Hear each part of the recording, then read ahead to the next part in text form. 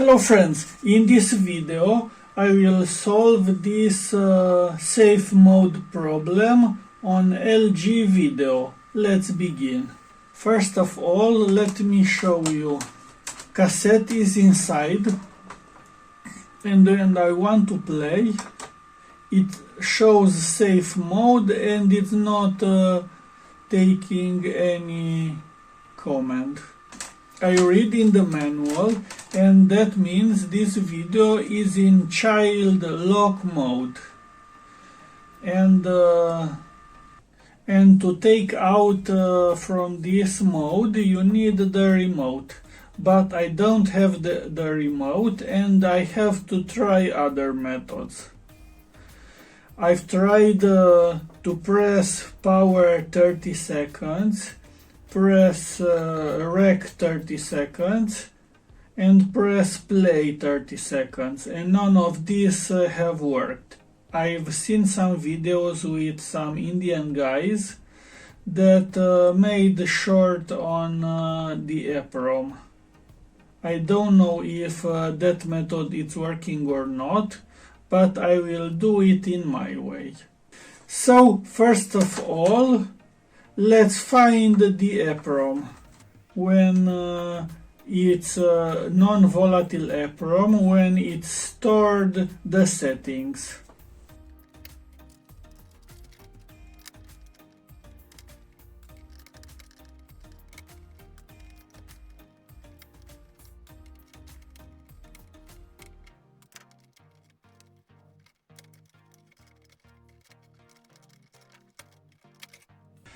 Unfortunately, I don't have access, so I will put this back.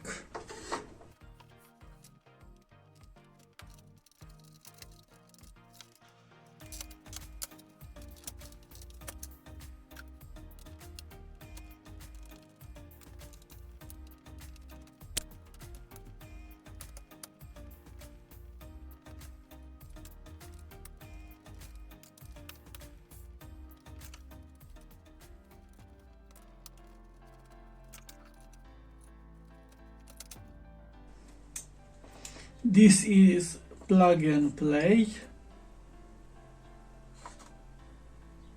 This is the EEPROM.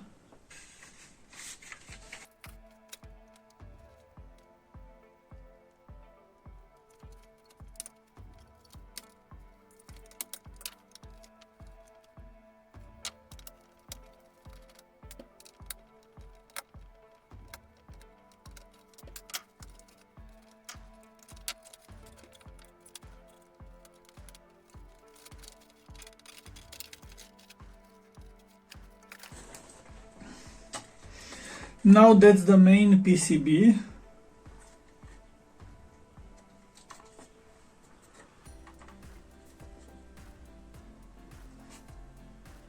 And let's take down this EEPROM. You have to be careful to place the number 1 pin to number 1 socket. And now let's do the magic. I will use this mini programmer. My IC, it's 24 IC. And that means I will put in first socket with the key here. So, it's 24, it's first socket. Now let's check this again. It's 24, it's first socket. And the key is here, it's good. First of all, let's identify. So I will select mine. And first of all, let's read.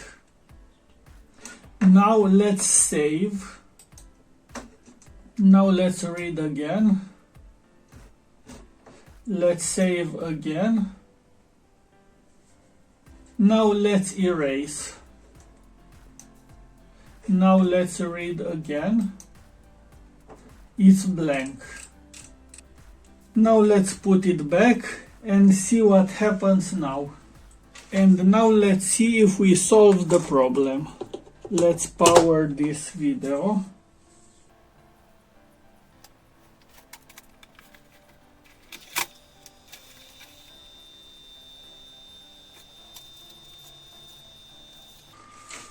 And now let's press play. So it seems the firmware was on that EEPROM, and now it's not working anymore. So it seems it's not enough to erase this EEPROM.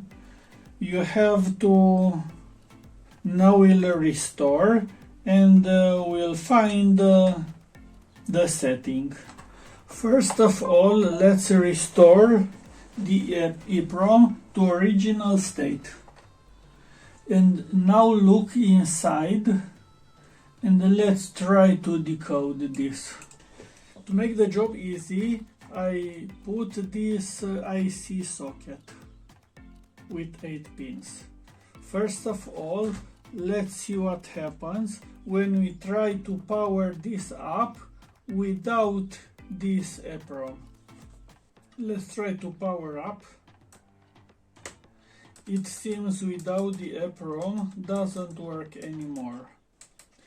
Now let's put the EEPROM back. Now it seems it's working. Let's press play and it's back in safe mode. Power, eject.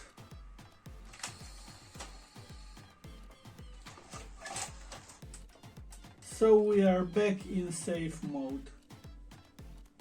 Now I will study the software and I will try to modify the parameters to make it work. Now I will try a new approach. I saved the content of this EEPROM memory and now I will put it back. I will power on the video and I will try to make some change. I will put the cassette inside and I will turn off with the cassette inside. And I will changes will be in this EEPROM after I will modify the state of this video. Let's do it. I put the mechanical part again. Let's try to move the channel. Doesn't allow me to move the channel. The only change that I can do is to put the cassette inside. Now I will power off. Doesn't let me to power off. And if I press eject, so doesn't let me to power off from this state. I will force the shutdown, taking off the power supply.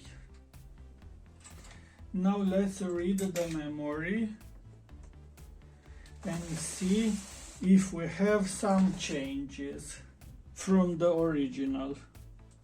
I will put the screenshot of original reading and actual reading so you can see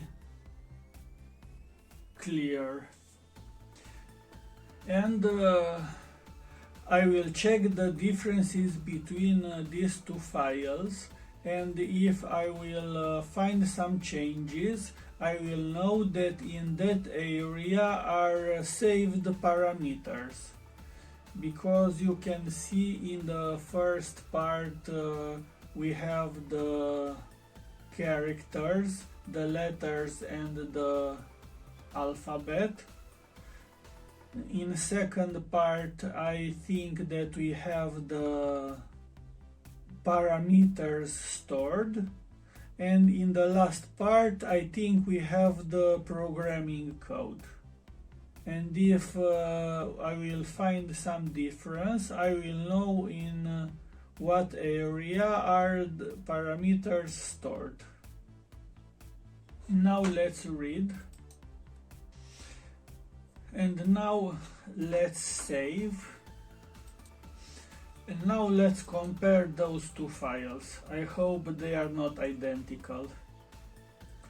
Unfortunately, there are no differences between first one and second one, because didn't manage to save the file.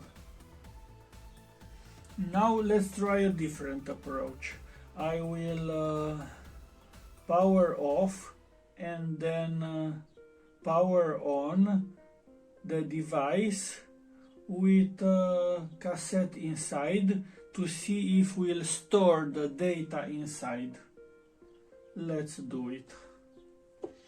Now let's see what happens when we power this on after power failure. Now I am sure that stored the data. Now let's test this again. Now let's read again. Chip main memory and buffer same. Let's test to be sure. Let's save. Now let's compare. Unfortunately, there are no difference between the two files. Now let's make another approach. I will edit this area where I believe that are stored the parameters, and I will try brute force. If we are lucky, the microcontroller know how to initialize initial stores if I will delete everything. First of all, there are 8 rows. First of all, let's delete everything in this area. Now I've erased this area. Let's save the file. Now let's write. Now let's see what happens when we'll power on with that area erased. Apparently the software is working because the LEDs are on. Now let's try some... No, we didn't solve the problem, because when I try to play, shows safe again. Let's eject.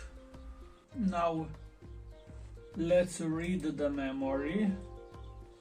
Chip main memory and the buffer are the same.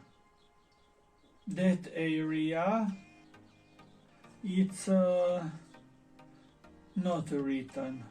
So I tried brute force, took me several hours, and I modified the fields in this file, and I didn't have any luck. And just when I want to give up, I said let's give another shot. And I've tried a lot of remotes from other videos. So I've tried a lot of remote controls, even smart one, programmable one. I've tried this Samsung remote, doesn't work. And I found this video. It's not LG, it's First Line. I presume that it's a clone after LG. And I found this original remote. It's not original from LG, it's original from First Line. And I tried power and work. I tried this child lock and also work. So I've got lucky, and with this compatible remote I managed to make this work. Now, after I unblock this, I will read the EEPROM to see how to unlock from remote. So let's check it now. It takes the tape.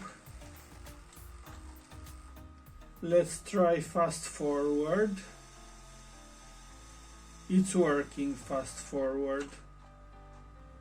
Let's eject the tape. So I've got 90% work and 10% luck. Now let's open original dump. Now let's read the last version to see if there is any difference. Read. And then now let's compare. First file is original one. Second file, it's new version. And then now let's compare. Yes, they are not identical. It says there are differences. So the setting is stored in this. Now you can see on the screen the difference between two files. In the left it's original dump, and in the right it's unlock dump. And you can see there is absolutely no chance to reverse engineer this by luck, because you can see there are different rows, different content, they are decollated, they are moved, some rows.